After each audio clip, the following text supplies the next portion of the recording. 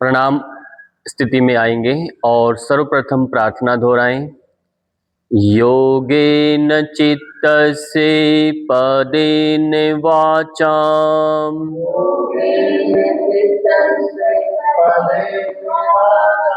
मलं शरीरस्य च वेद्यकेन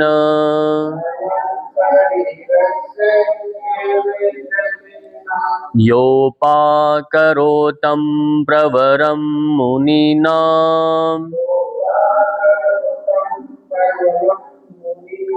पतंजलि प्राञ्जलिरानतोऽस्मि।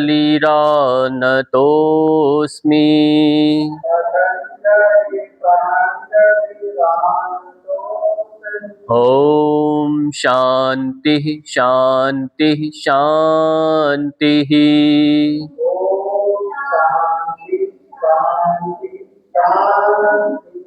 विश्राम दे देंगे। आज जो हम अभ्यास करने जा रहे हैं वह है प्रसव के पश्चात संतान हो गया, अब उसके बाद हमें कौन कौन से अभ्यास करने चाहिए उन्हें आज हम करेंगे। मान लीजिए यदि किसी का नॉर्मल डिलीवरी हुआ है, सामान्य प्रसव हुआ है, तो उसके लिए किस तरह से अभ्यास हो सकते हैं, कितने समय के बाद कर सकते हैं। एक यदि सिजेरियन से ऑपरेशन से यदि बच्चा हुआ है तो उस दौरान हमें कितना समय व्यतीत करना। मान लीजिए सामान्य यदि डिलीवरी हुआ है तो उसमें 4 से 6 महीने अपने एक अवस्था के अनुसार कम से कम 4 से 6 महीने के पश्चात आप अभ्यास करना प्रारंभ करेंगे। पहले आप रेस्ट करेंगे, सामान्य घूमना फिरना कर सकते हैं। यदि सिजेरियन से हुआ है तो कम से कम वहाँ पर 8 महीने से 12 महीने का समय आपको देना है। वो भी आपके जो डॉक्टर जिनसे आपका ट्रीटमेंट हो रहा है, चल रहा है, उस विशेषज्ञ से पूछ करके आप अभ्यास में प्रवेश करेंगे। अपने आप को कई बार लगता है कि हम स्वस्थ हैं, पर अंदर से बॉडी का रिकवरी नहीं होता, तो उससे बहुत सारे नुकसान बाद में हमें देखने को मिलते हैं। तो पहले उस समय खूब आराम मिले, क्योंकि शरीर भी एकदम से शरीर से कुछ भाग जो शरीर का ही एक हिस्सा बन चुका था, तो वो अब बाहर होने के बाद शरीर एकदम से धीरे धीरे रिकवरी करता है।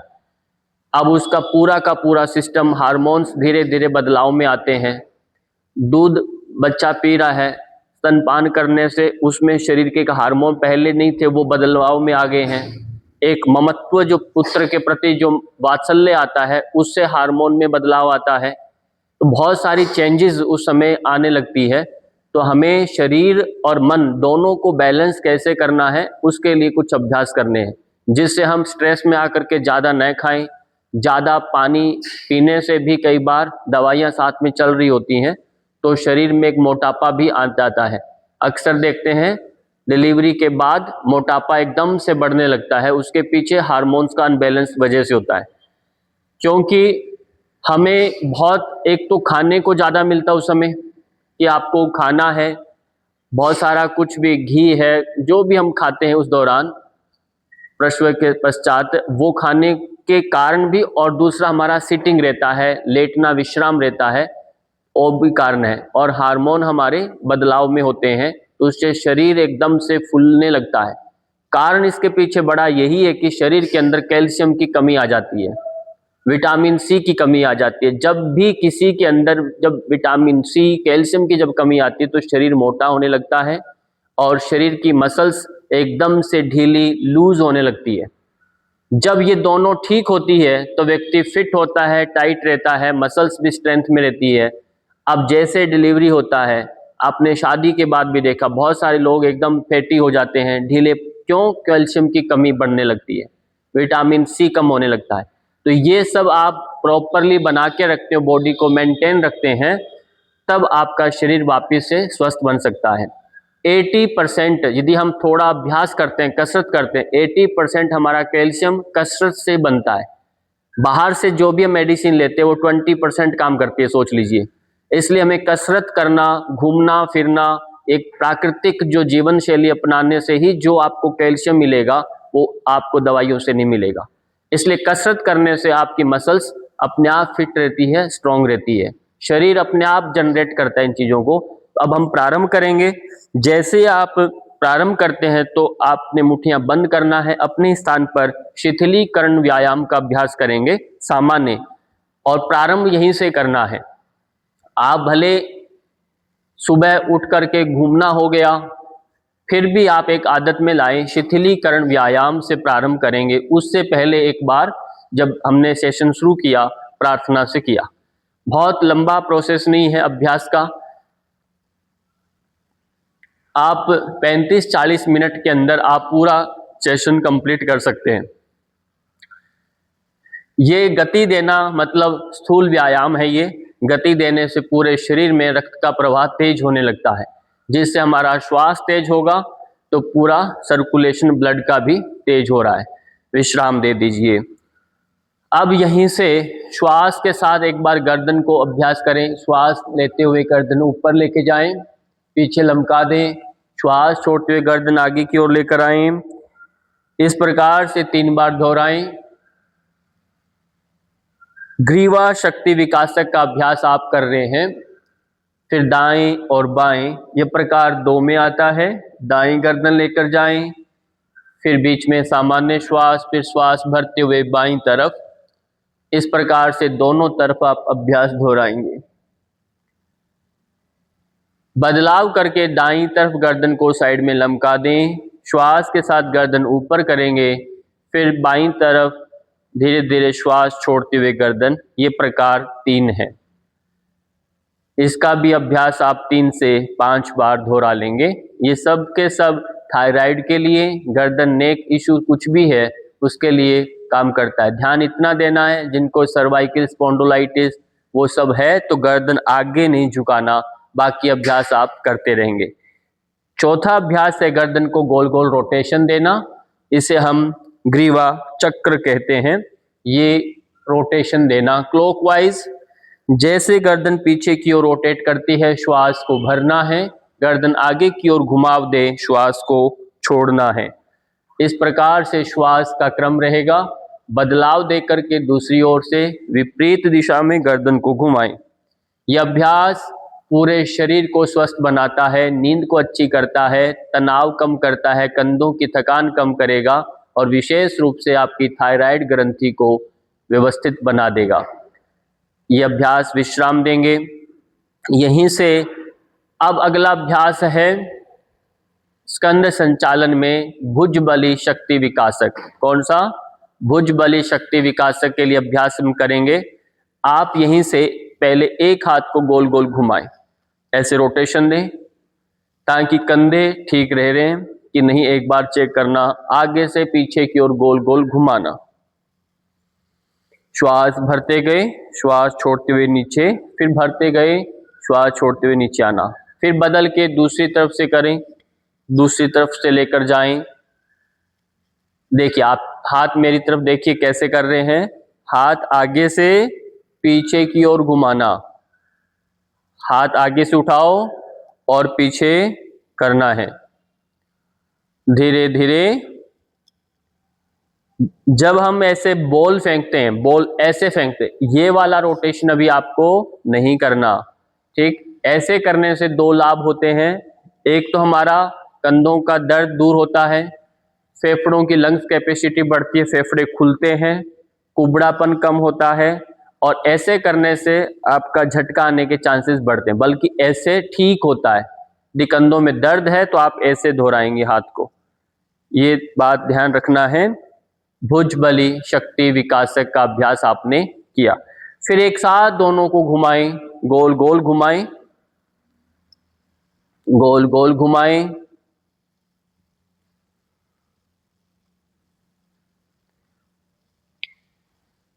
इसी में एक प्रकार और है भुजबली में ही, इसे हम पूर्ण भुजबली इसे भी कहते हैं।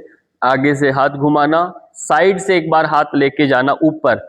क्या होता है, हमारे साइड में आपने देखा यहाँ फैट बिल्कुल लूज हो जाता है, बाजुओं का, भुजाओं का, और यहाँ पर भी एक्स्ट्रा फैट हमारी बढ़ने लगती है। तो उसके लिए अभ्यास है ये। श्वास भरते हुए आप हाथों को ऊपर लेके जाना, हथेलियों का रुख बाहर की तरफ रहेगा, और श्वास छोड़ते हुए नीचे लाना।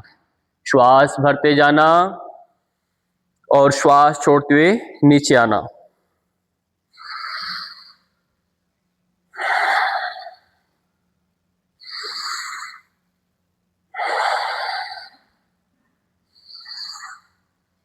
इस प्रकार से आप 10 बार दोहराएंगे। श्वास भरते हुए आप ऊपर लेके जाना, श्वास छोड़ते हुए हाथ नीचे।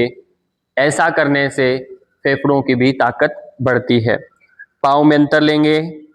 अब आप ट्विस्ट कर सकते हैं, जो पहले नहीं करना था। कटी संचालन में अब आप ट्विस्ट करेंगे, दाएं ऐसे बाएं ट्विस्ट करेंगे। समय का ध्यान रखना है। अभ्यास से पहले एक्सपर्ट जो आपके है उस डॉक्टर से सलाह लेना है। आप फिट हैं, नॉर्मल डिलीवरी है तो 4 से 6 महीने के बाद अभ्यास करेंगे, और यदि सिजेरियन से बच्चा हुआ है तो 8 से 12 महीने के बाद आप अभ्यास में आएंगे। तब तक आपको सामान्य सूक्ष्म व्यायाम करना है, आसनों में नहीं आना है, घूमना है और प्रॉपर नींद लेनी है, हल्की हल्की धूप लेनी है। ये सब काम आप करते रहेंगे। पार्श्व ऐसे आपने कटी संचालन किया। अब बदल करके पार्श्व कटी संचालन मतलब साइड में ट्विस्ट करना, यह अभ्यास करना, जिससे हमारा हिप्स का एक्स्ट्रा फैट, यहाँ पर कमर की एक्स्ट्रा फैट, ये सब कम होती है। इससे भुजाओं की एक्स्ट्रा फैट, ये सब के लिए लाभकारी है।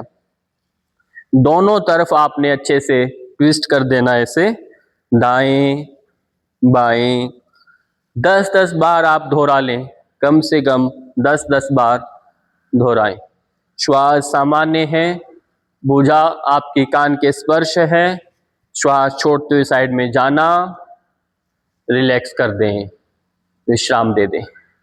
अब यहीं से पाँव में अंतर लीजिए, घुटनों को भी देखिए एक बार, ठीक है क्या? 1 2, ताकि घुटनों की, थाइस की मसल्स थोड़ी स्ट्रांग हो। पैरों में अंतर खूब लेना। पहले तो पाँव के पंजे सामने रखना, सीधा सीधा दबना, ऐसे पैर कूटने मत दो। 1 2 3, कमर सीधी रखो, झुकना नहीं, ऐसे कमर सीधी, पैर केवल घुटने मोड़ने हैं, बाकी धड़ आपका सीधा रहेगा। बदल के अब यहीं से दीवार के पास लग जाना, यहीं से आप हल्का हल्का आगे की ओर झुकते हुए धीरे धीरे धीरे धीरे ऐसे जाएंगे। आप होना सीधा सीधा नीचे गए। ये बात जब समझ में आ जाए तब आपको कमर पर हाथ रख के डायरेक्टली आप ऐसे करेंगे। दीवार के साथ कराने का अभिप्राय ये है कि आप अभ्यास करते समय इस धड़ को सीधा रखना है, न कि हम आगे झुकना। ऐसे ध्यान देना, हम अक्सर ऐसे झुक जाते हैं। कमर को आगे नहीं करना, कमर सीधा रहेगा, सीधा सीधा पैर आगे की ओर निकलेंगे, इसको सीधा रखेंगे। ये बात आपको समझ में आना चाहिए, ताकि घुटनों की स्ट्रेंथ बढ़े।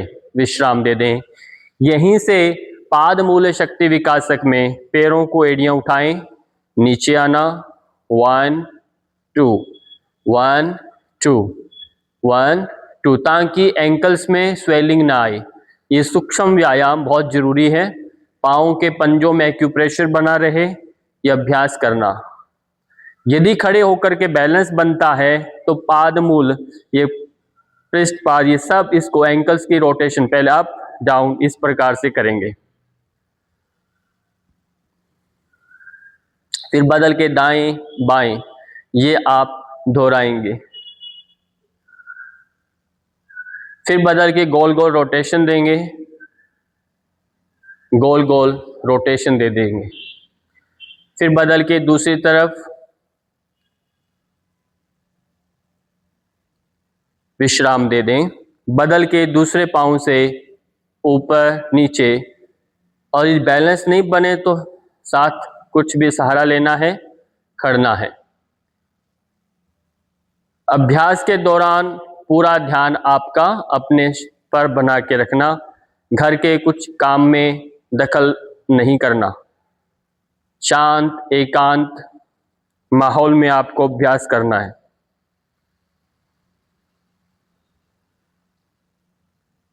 विश्राम दे दीजिए।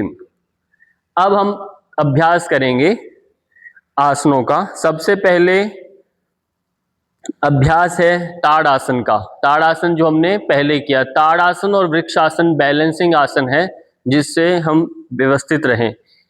ये अभ्यास पहले भी आप करते आए हैं और बाद में भी अब करना है। श्वास के साथ हाथ ऊपर गया, एंटर लॉक लगाया, ऊपर की ओर खींचिए, होल्ड करें। 1 2 3 4 5 6 7 8 9 और 10। धीरे धीरे वापिस आ जाएं, विश्राम दे देंगे।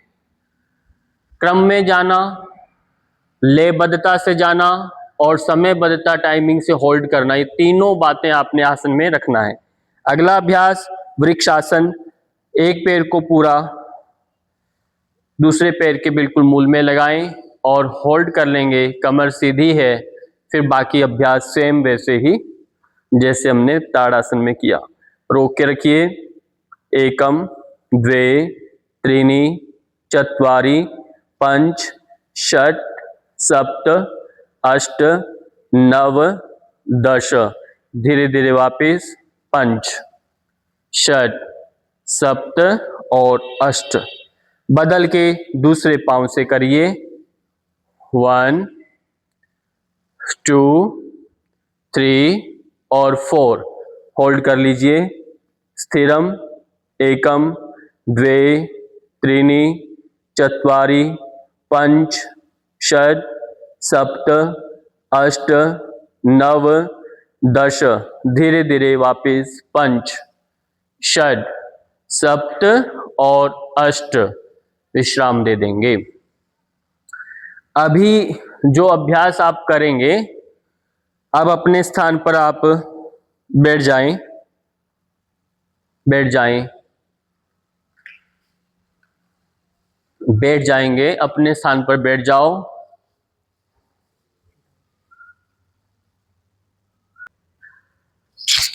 अपने स्थान पर सब बैठ गए हैं और बैठने के बाद सबसे पहले जो अभ्यास करेंगे वह है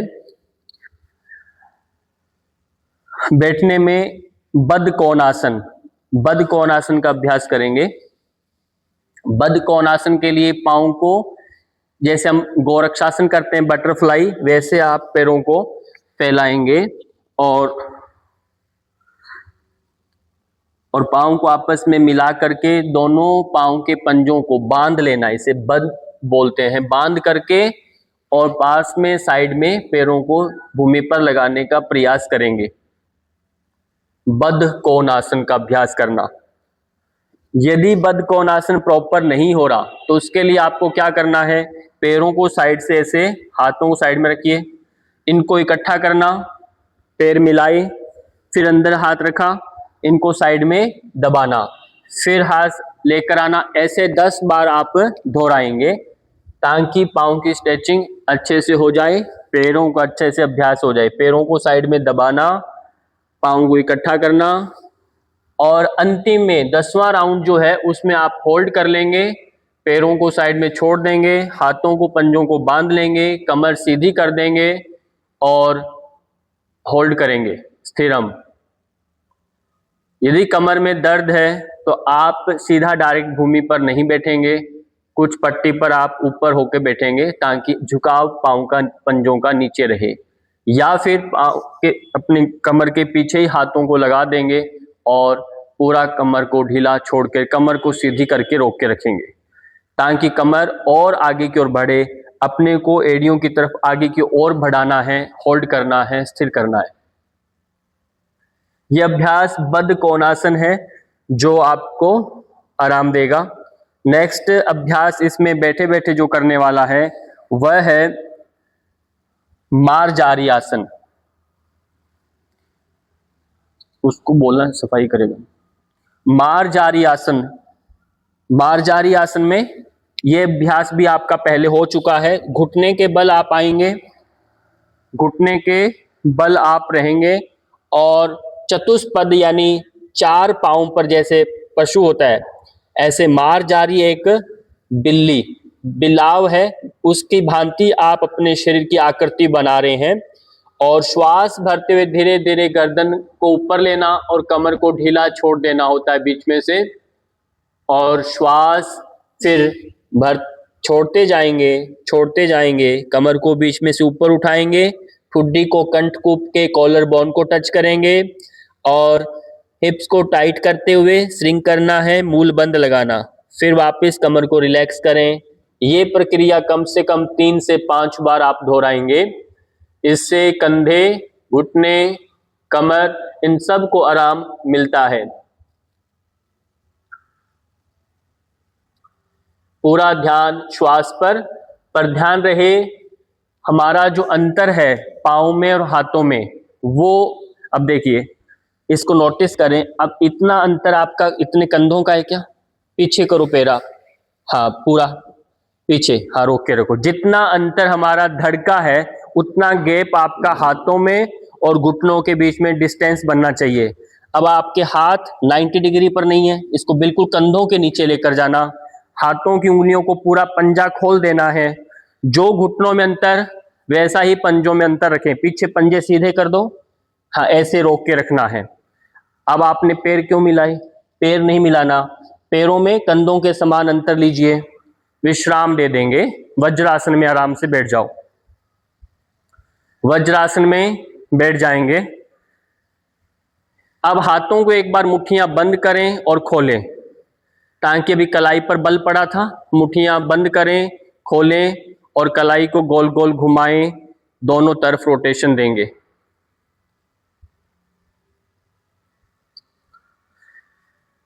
एक अभ्यास है जिसका नाम है बाल आसन। बाल आसन में जैसे बच्चा रेस्ट करता है, आप वज्रासन में बैठे हैं, वज्रासन में ही जब बच्चा यदि बैठा है तो बाल आसन दो तरह से रहता है। आपको एक देखा होगा शशांक आसन, उसमें हाथ आगे होते हैं। बाल आसन में ऐसे ही, उसको कुछ ख्याल नहीं आगे करना है कि नहीं, वो हाथ ऐसे रहेंगे साइड में और आगे झुक जाता है, हाथों को ढीला छोड़ दे। श्वास सामान्य पूरा रिलैक्स करके कंधों को ढीला छोड़ के आप आगे की ओर लेट जाएंगे। पैर मुड़े हुए हैं, बिल्कुल रिलैक्स कर दीजिए। इससे आपके मस्तिष्क के अंदर खूब आराम मिलता है, रक्त का प्रवाह प्रॉपर होता है, हार्मोन्स बैलेंस होते हैं, थकान कम होती है, नींद जल्दी पूरी होती है और पेट का पाचन पर जो प्रेशर पड़ता है उससे पेट को काफी हद तक आराम मिलता है। धीरे धीरे वापस आ जाएंगे, श्वास लेते हुए विश्राम दे देंगे। अब धीरे से अपने स्थान पर लेट जाइए, उल्टा पेट के बल। पेट के बल उल्टा, हाँ आप पेट के बल नहीं, सीधे सीधे लेट जाइए। आप सीधे लेट जाना है, पीठ के बल लेट जाओ, पीठ के बल लेट जाना है। पीठ के बल लेट करके हमारे पहले सेतुबंद आसन का अभ्यास करेंगे। पैरों को फोल्ड कर लें, दोनों पैरों को फोल्ड कर लें, हाथों को साइड में ही रखिए। फिर क्या करना, श्वास भरते हुए कमर को बीच में से ऊपर की ओर उठाना है, लिफ्ट करना है।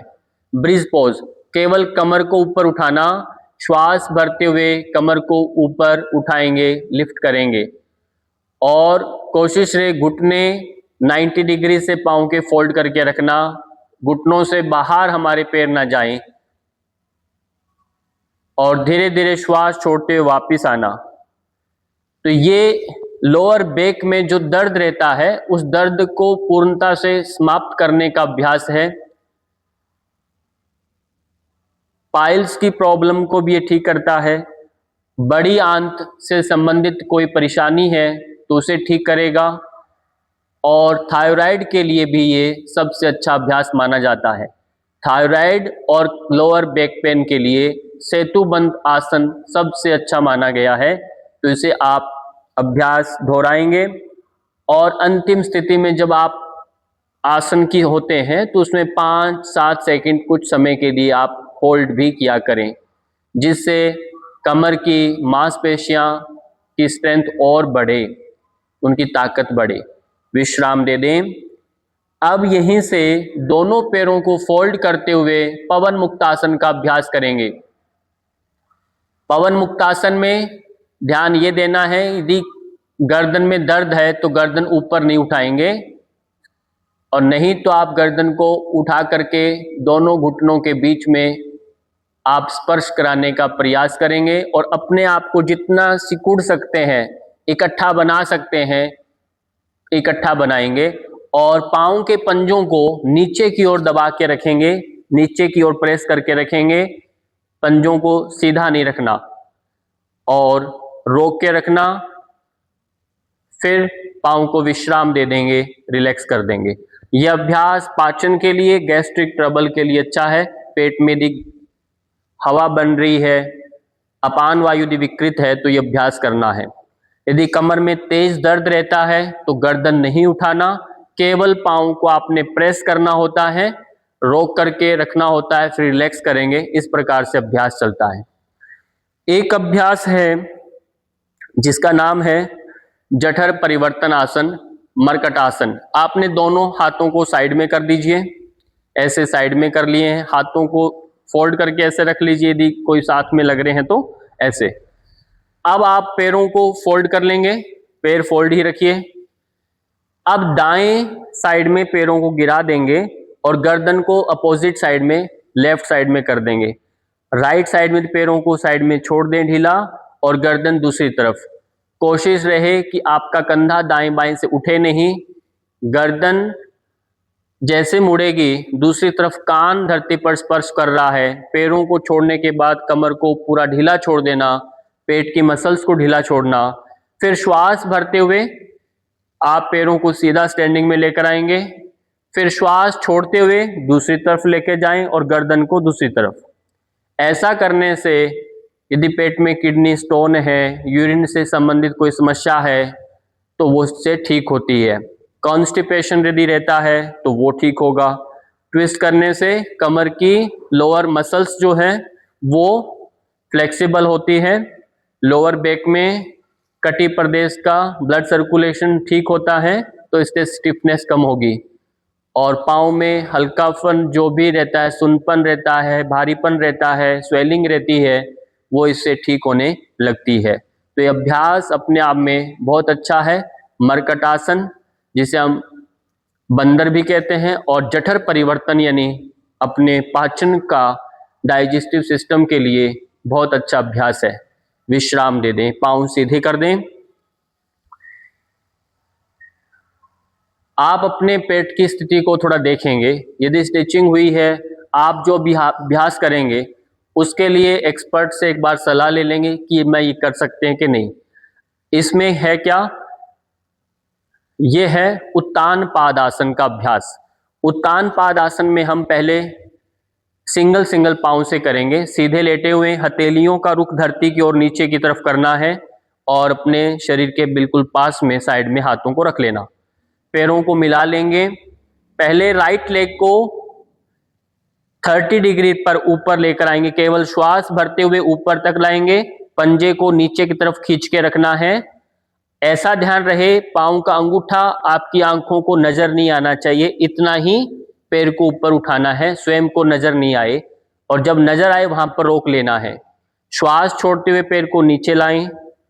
ऐसे ही बदल के दूसरे पांव से श्वास भर के ऊपर लेकर जाएं। जब यह अभ्यास चल रहा होता है तो आप लोअर बैक पर और पेट की एब्डोमिनल मसल्स के ऊपर ध्यान देंगे, पूरा शरीर के अंदर तनाव नहीं आएगा। विश्राम देंगे, बदल के दूसरे पैर को ऊपर उठाएंगे धीरे धीरे, श्वास भरते हुए ऊपर, पाँव का पंजा सामने की ओर खिंचाव में रहेगा। पाँव के पंजे को सामने की ओर खिंचाव में रखें और श्वास छोड़ते हुए नीचे।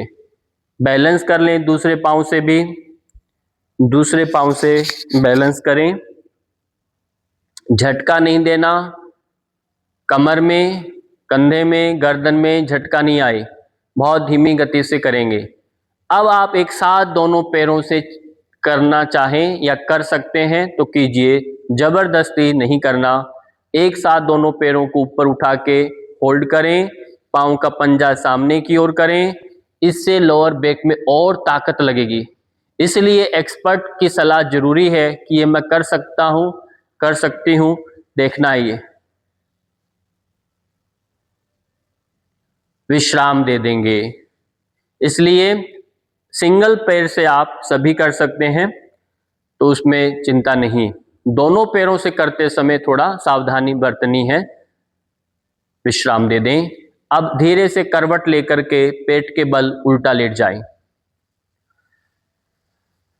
प्रेगनेंसी के दौरान ये पेट के बल उल्टा लेटना नहीं होता, बाद में आप उल्टा लेट सकते हैं, और वो भी आपको समय मैंने बताया उतने समय के बाद। एक अभ्यास है जिसका नाम है भुजंग आसन। तो भुजंग आसन का अभ्यास करेंगे। इधर फेस कर लीजिए सभी, आप इस पंक्ति वाले। भुजंग आसन का अभ्यास करेंगे। दोनों हाथ आगे रखिए।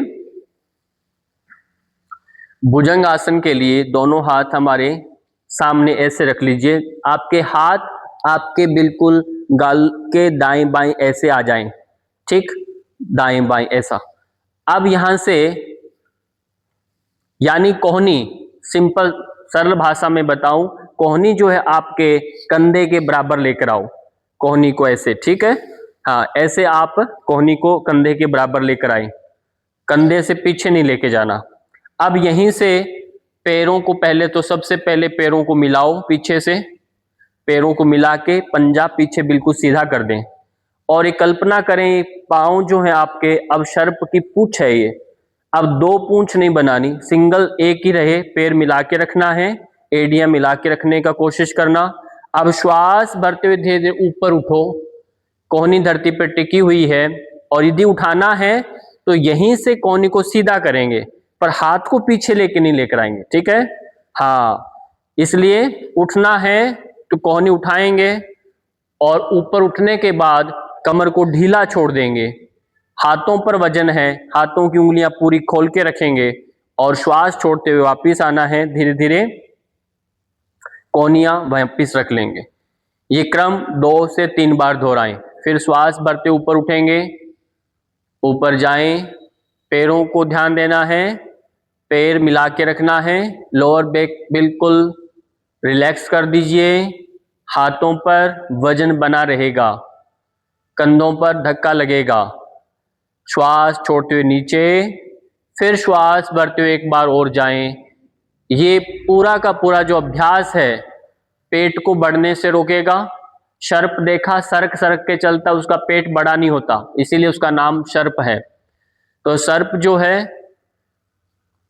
पेट से अपने को रेंगता हुआ चलता है, तो आपका पेट नहीं बढ़ेगा, और प्लस उसकी कमर जो होती है, रीढ़ की हड्डी बड़ी फ्लेक्सिबल होता है, कुंडली मार करके वो अपने आप को इकट्ठा करके लेट जाता है वो। तो हमारा रीढ़ की हड्डी के प्रत्येक जो वर्टिब्रास मनके हैं वो इससे एक्टिवेट हो जाते हैं, तो और ज्यादा आपके अंदर ऑक्सीजन का लेवल बढ़ेगा। विश्राम दे दें। ऑक्सीजन का लेवल जब बॉडी में बढ़ता है तो मोटापा भी कम होता है, ऑक्सीजन लेवल कम होता है तो मोटापा बढ़ता है, ये ध्यान रखना है। वापस धीरे से करवट लेकर के सीधे लेट जाओ शवासन में। शवासन में सीधे लेट जाएं, पूरा विश्राम दे दें, हाथों को ढीला छोड़ दें। शवासन में लेटने के बाद एक अभ्यास है जिसका नाम है द्रुत शिथिलीकरण प्रक्रिया।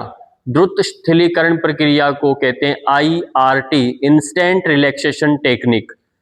एक बहुत जल्दी से हम अपने शरीर को कैसे विश्राम दे सकते हैं वो अभ्यास करना है, जिससे पूरा शरीर एकदम से शिथिल हो जाए और आराम में पहुंच जाए।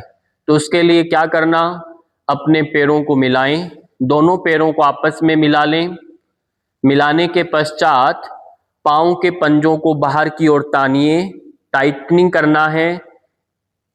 एंकल्स एड़ियों को टाइट करें, टखनों को टाइट करें, पिंडली को टाइट करें, कसें, नीज को टाइट करिए, कमर को टाइट, हिप्स को टाइट कीजिए, पेट को पिचकाएं, सीने को फुलाएं, कोहनी, मुट्ठी, कंधे जोर से टाइट करें, गर्दन टाइट करें, दांतों को जोर से बंद करें, आंखों को जोर से बंद करें, पूरे शरीर में टाइटन टाइटन, कंपन कंपन, रिलैक्स, एकदम से अपने आप को छोड़ देना है, विश्राम दे देना है। हथेलियां आसमान की ओर, छत की ओर कर दें, गर्दन ढीला छोड़ दें, पाँव में 1 से 1.5 फीट का अंतर ले लें, पूरा शरीर शिथिल। गर्दन दाएं बाएं विश्रांति में, आंखें बंद। हृदय की धड़कन को महसूस करें, श्वसन को महसूस करें। पूरे शरीर के अंदर कहीं भी यदि ब्लॉकेज थी, अवरोध था, वो सब दूर हो गया। हृदय ठीक प्रकार से रक्त का पंप कर रहा है, उसे पूरा शरीर में रक्त का प्रवाह ठीक हो गया। पूरा शरीर हल्का, सक्रिय, एक्टिव हो गया।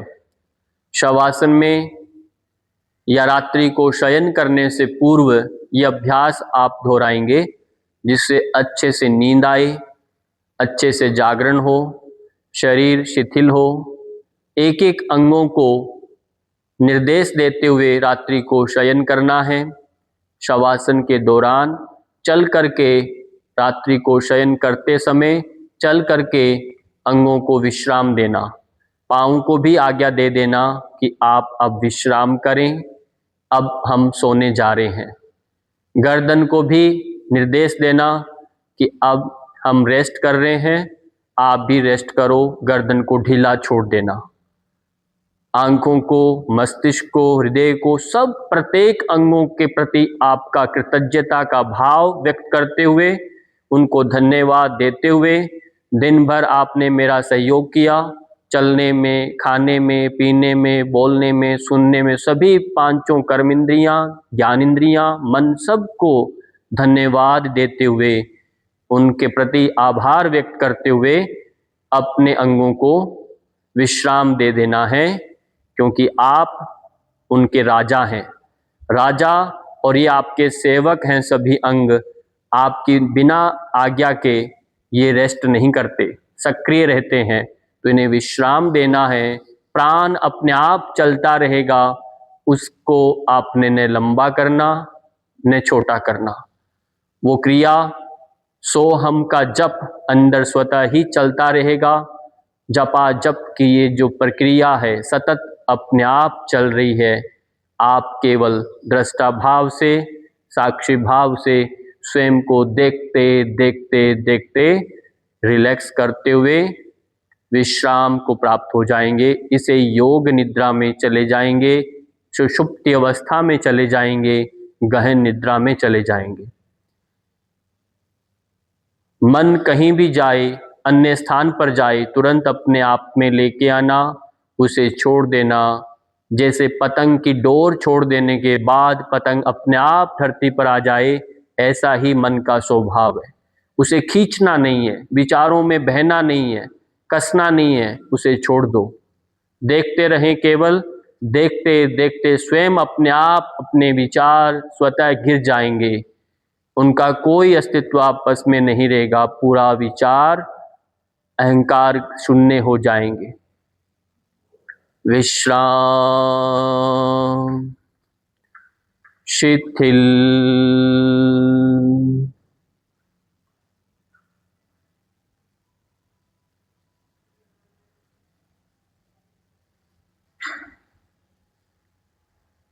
अब यहीं से जब वापस जागरण करते हैं, जागरण से पहले धीरे धीरे हाथों पांव की उंगलियों को हिलाना है, लंबी गहरी श्वास लेना है, ताकि हमारे प्राण पुनः शरीर चलायमान हो जाए, सक्रिय हो जाए। और धीरे धीरे हाथों पांव की उंगलियों को हिलाएं, गर्दन को दाएं और बाएं करें, बिना झटका दिए, बिना जल्दबाजी किए। मानो आप अब गहन निद्रा से 7-8 घंटों की नींद से आप उठ रहे हैं, और ऐसे ही आप अपने को महसूस करेंगे। दोनों हाथों को पीछे लेके जाएं, इंटरलॉक लगाएं, जोर से अंगड़ाई लीजिए, अच्छे से पाँव के पंजों को नीचे की ओर तानिए, पेट पिचकाएं, सीना फुलाएं, पूरा शरीर एक। अब धीरे से आराम से करवट लेकर के बाईं ओर आराम से करवट लेकर के धीरे धीरे बिना हिले डुले बाईं तरफ करवट लेकर के कुछ पलों के लिए आप उस स्थिति में रुकेंगे। 5 से 10 सेकंड श्वास को, हृदय को बल मिलने दें और उस स्थिति में अपने को रोकेंगे और फिर हाथों का, कोहनी का और घुटने का सहारा लेके आराम से बैठ जाएंगे। आराम से बैठेंगे। किसी भी ध्यानात्मक आसन में आप बैठ जाओ। बैठने के पश्चात आप स्वयं अपने को अनुभव करें। किसी भी ध्यानात्मक आसन में बैठ के कमर सीधी है, गर्दन ढीला है।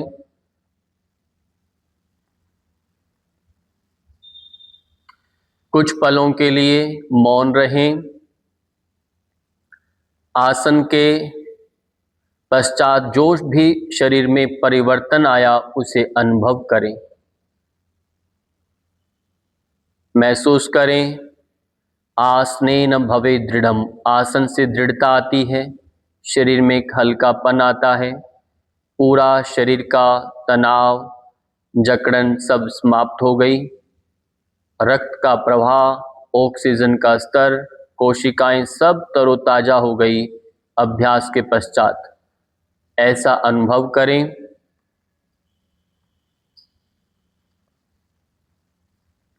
पूरा मन शांत, स्थिर।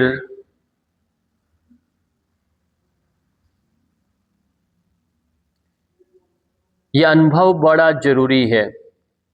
जो भी सबका अनुभव अलग अलग होगा।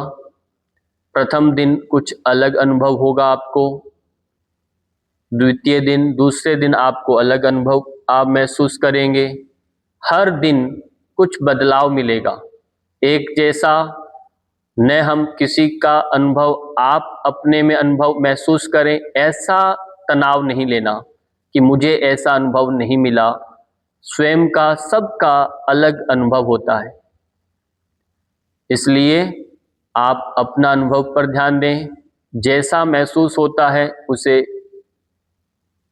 स्वीकार करें और अगले दिन फिर बदलेगा, क्योंकि आप प्रतिक्षण बदल रहे हैं तो अनुभव भी बदलेगा, एक जैसा नहीं होता।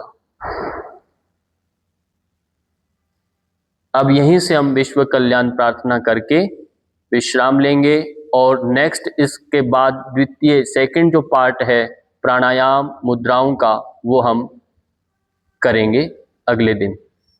सबसे पहले अभी यहीं से प्रार्थना। सर्वे भवन्तु सुखिनः, सर्वे सन्तु निरामया, सर्वे भद्राणि पश्यन्तु, मा कश्चित् दुःखे भाग् भवेत्। ओम शांति शांति शांति। दोनों हाथों को पीछे बांध लेंगे और धीरे धीरे श्वास छोड़ते हुए आगे की ओर झुकना, यानी भू नमन करेंगे।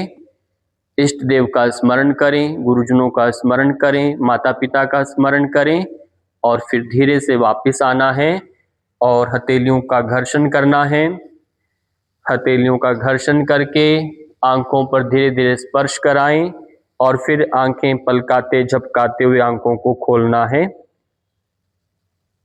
सब का दिन मंगल रहे, शुभ रहे। धन्यवाद, नमस्कार।